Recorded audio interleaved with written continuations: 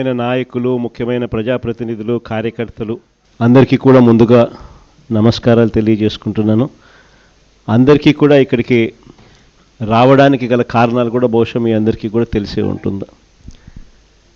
కొన్ని నియోజకవర్గాలను వీలుని బట్టి, సమయాన్ని బట్టి ప్రత్యేకంగా మరీ ముఖ్యంగా కార్యకర్తలను, మరీ ముఖ్యంగా నాయకులను, అక్కడ ఇంపార్టెంట్ నాయకులు కలవడం కోసం, ప్రత్యేకంగా వాళ్ళని కలవడం కోసం అని చెప్పి ఈ కొన్ని నియోజకవర్గాలను సెలెక్ట్ చేసి అదే పనిగా వాళ్ళను కలిసే కార్యక్రమం చేస్తూ ఉన్నాం. అందులో భాగంగా ఈరోజు ఒంగోలు నియోజకవర్గానికి సంబంధించి అదే పనిగా ప్రత్యేకంగా ఇంపార్టెంట్ పీపుల్ అందరినీ కూడా పార్టీని భుజాన మోసుకుని వైఎస్ఆర్ జెండా ఎగరవేసే బాధ్యతను భుజాన తీసుకుని నడిపించే ప్రతి కార్యకర్తను కూడా అదే పనిగా కలిసే కార్యక్రమం చేస్తూ ఉన్నాం.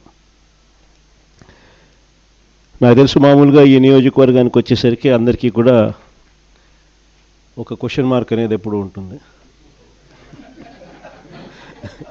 కానీ నేను ఒకటైతే చెప్తా ఉన్నా,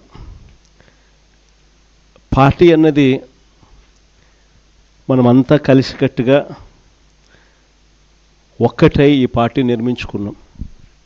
ఈ పార్టీ ఒక్క జగర్ది ఒక్కటే కాదు, ఈ పార్టీ వైఎస్ఆర్ను ప్రేమించే ప్రతి గుండె ఒక్కటై మనమంతా కూడా ఈ పార్టీని నిర్మించుకున్నాం.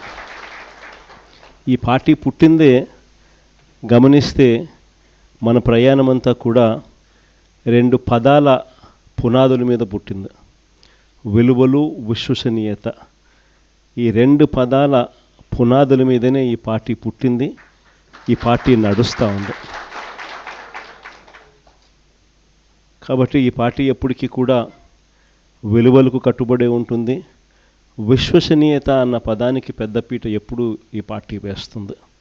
పోరాటాలు మనకు కొత్తవి కాదు.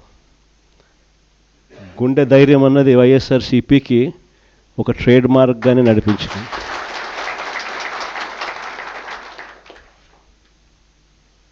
ఎప్పుడు చరిత్రలో కనీ విని ఎరగని మంచి చేసినాం. ఇంతవరకు కూడా మనం రానంత వరకు కూడా ఏ పార్టీ మేనిఫెస్టో అన్న పదానికి అర్థం తెలియకుండా పరిపాలన చేస్తుంది.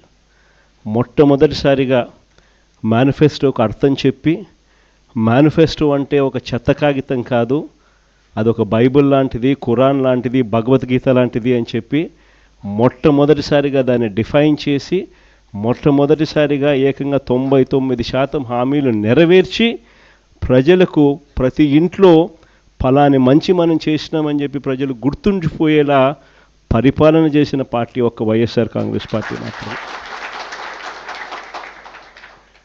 అలాంటి మంచి పరిపాలన మనం చేయగలిగాం కాబట్టే ఈరోజుకి కూడా గర్వంగా కాలర్ ఎగరేసుకొని వైఎస్ఆర్సీపీ కార్యకర్తలం మేము మాటిచ్చాము అని అంటే ఏ రోజు కూడా మాట తప్పే పరిస్థితి ఎప్పుడు రానే రాదు అని చెప్పి కూడా గర్వంగా చెప్పుకునే పరిస్థితి ఒక వైఎస్ఆర్సీపీ పార్టీకి మాత్రమే ఉందని కూడా చెప్పగలుగుతాం.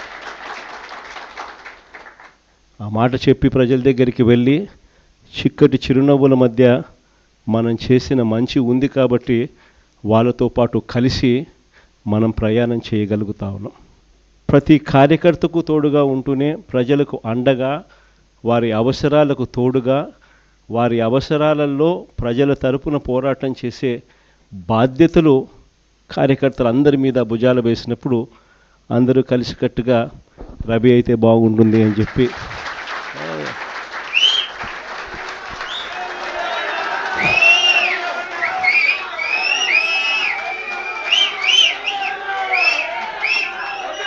బాగుంటుంది అని చెప్పి అందరం కలిసికట్టుగా నిర్ణయం తీసుకున్న తర్వాత రవి ఆ దిశగా అడుగులు వేయడం మొదలుపెట్టాడు. ఆ దిశగా ప్రయాణం చేయడం కూడా మొదలుపెట్టాడు. ఈ రోజుకి దాదాపుగా 1.5 సంవత్సరం అయిపోయింది. మంచి నాయకుడిగా, కార్యకర్తలకు బాగా దగ్గరగా ఉన్న వ్యక్తిగా, ప్రజల తరపున ఎప్పుడు ఏ అవసరం వచ్చినా కూడా పార్టీ పిలుపు మేరకు ప్రజల తరపున స్పందించే మంచి మనిషిగా మంచి పేరు తెచ్చుకుంటూ అడుగులు రవి వేస్తూ ఉన్నాడు. రవికి సంపూర్ణంగా నా మద్దతు ఎప్పుడూ ఉంటుందని కూడా ఈ సందర్భంగా చెప్తాను. ఇక రాష్ట్రంలో జరుగుతూ ఉన్న పాలన గురించి బహుశా నాకన్నా కూడా మీరే బాగా చక్కగా చెప్పగలుగుతారు. ఎందుకంటే రాష్ట్రంలో ఈరోజు ప్రతి ఇంట్లో కూడా ఒక కంపారిజన్ అనేది మన పాలనకు ఇప్పటి చంద్రబాబు నాయుడు గారి పాలనకు మధ్య తేడా ఏమిటి అన్నది ప్రతి ఇంట్లో కూడా దేవుడి దయ వల్ల ఈరోజు ఒక చర్చనీయాంశం అన్నది జరుగుతూ ఉంది.